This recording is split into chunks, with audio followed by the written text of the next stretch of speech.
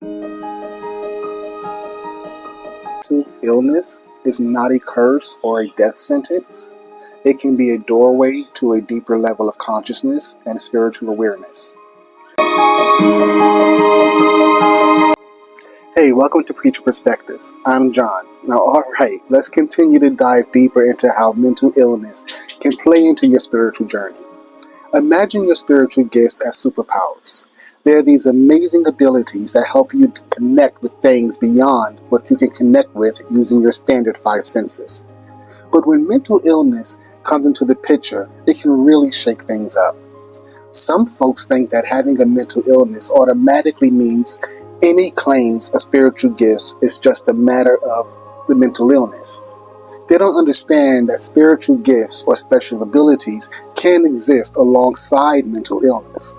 However, it's super important to remember that being in a good place mentally is key to really nurturing your spiritual side. When you're dealing with mental health issues, you might find it harder to control your emotions, to connect with others, or stay focused on your spiritual practices. It's like trying to swim with weights on. It's not impossible, but it's definitely harder to do. Symptoms of mental illness can often make it extremely difficult to determine whether or not the things you are sensing are real. And by real, I mean things that your extra sensory perceptions or special abilities are actually detecting. For example, a spiritual medium may be able to connect with spirits, hear them talk to them, whereas other people around cannot. Likewise, a person dealing with a mental health issue may also believe that they are sensing or hearing or talking to someone that no one else can see or hear for themselves. For the spiritual medium, what she's detecting is real. For the person with the mental health concern, what they are detecting is not real. It is a symptom of their mental health issue. So how can you know the difference? This is the reason why getting yourself stabilized with your mental health concern is so very important. You must understand the way your mental health condition works and affects you. You must understand what the symptoms are and how to recognize them. While getting professional mental health services and treatment, once you reach mental health stability, then you can begin to explore your spirituality to understand how it impacts you differently than your mental health concern. This is a slow and continual process, and it's unique for everyone. It may not always be accomplishable, depending on the kind of mental health concerns you're living with. There is no cut and dry way to identify the differences between spiritual gifts and symptoms that I can offer you. I can, however, offer you guidelines and ideas on how to approach the understanding of both of these factors in your life. Don't rush this process, because no matter what, you're going to make mistakes and you're going to get things wrong along this journey. Be patient with yourself and be willing to be wrong. Be okay with finding out that what you thought was a spiritual gift isn't.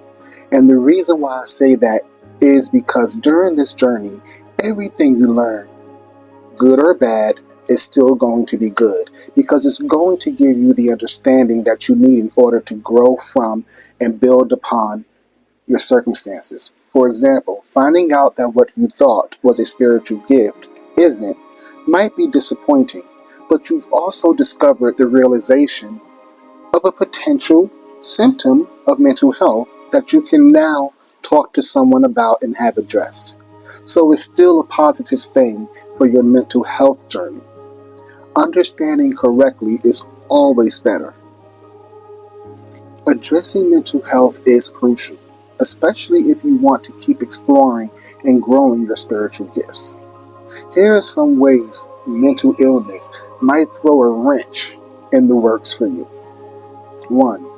Trouble staying focused. It can get hard to concentrate on spiritual stuff when your mind is all over the place. Delving into spirituality requires concentration, focus, and clarity, because it's more than just understanding words about spirituality. It's about feeling and embracing vibes and energies that are special to you. Having a mind clouded by mental health concerns can be a barrier to connecting to and understanding your spiritual journey. Number two, misunderstanding spiritual messages. Sometimes what you think is a spiritual sign might be a symptom of mental illness. It's probably one of the larger concerns, because people with mental health concerns would want nothing more than to not have them in the first place. And with society blurring the lines between religion and spirituality, many people believe in spiritual healing of the mind, which is fine. But if a person isn't mentally stable, then it would be easy to mistake a mental health symptom as a spiritual gift or a sign, and that can be very dangerous. 3. Emotional roller coasters. These ups and downs can make sticking to your spiritual journey pretty tricky. Mental health symptoms like mine with depression can have your emotions all over the place. Anxiety can make it almost impossible to settle on one line of thought.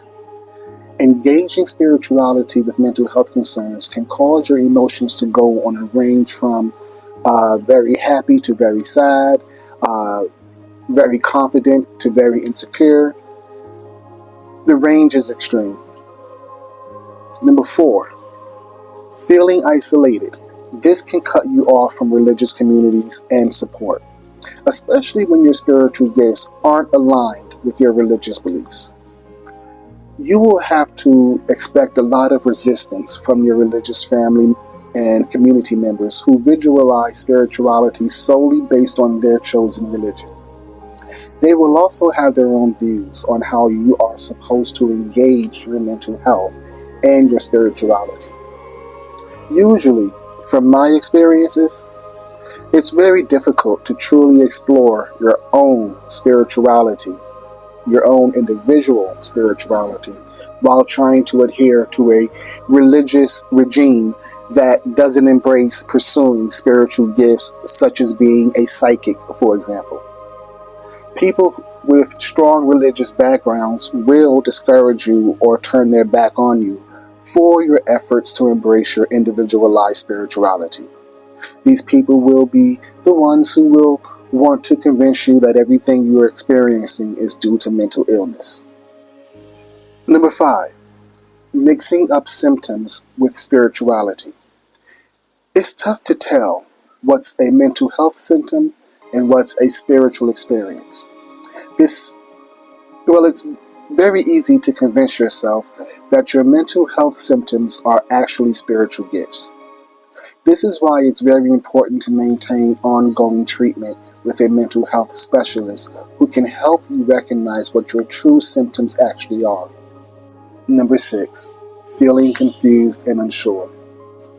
When you are unsure about what you're feeling and what you are experiencing, it makes it very, very hard for you to understand who you are and why you are actually experiencing these things.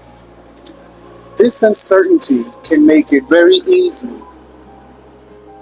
for you to mistake a mental health symptom as a spiritual gift, and vice versa.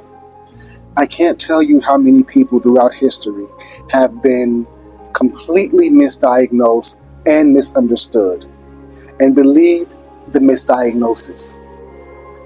There have been people with special gifts and abilities who have been locked up in mental health institutions where they did not belong.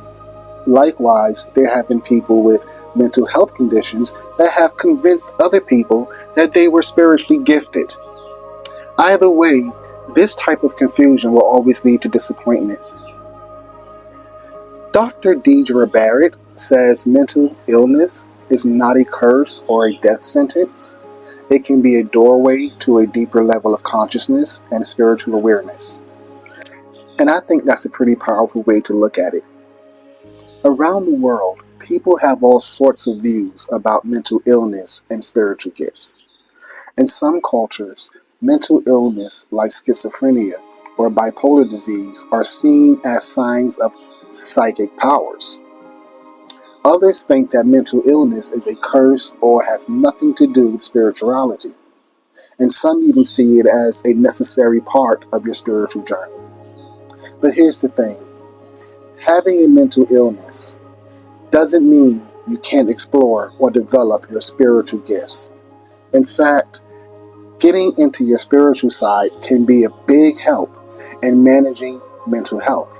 It's all about self-awareness, having a solid support system, and seeking ways to grow spiritually while taking care of your mental health. So remember, your journey with mental health and spirituality is unique to you. There is no one-size-fits-all, and that's what makes it so special.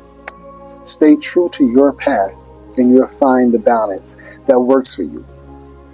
So how do you get to a point where you feel you have a strong handle on both? Balancing your mental health and spiritual growth can be like walking a tightrope.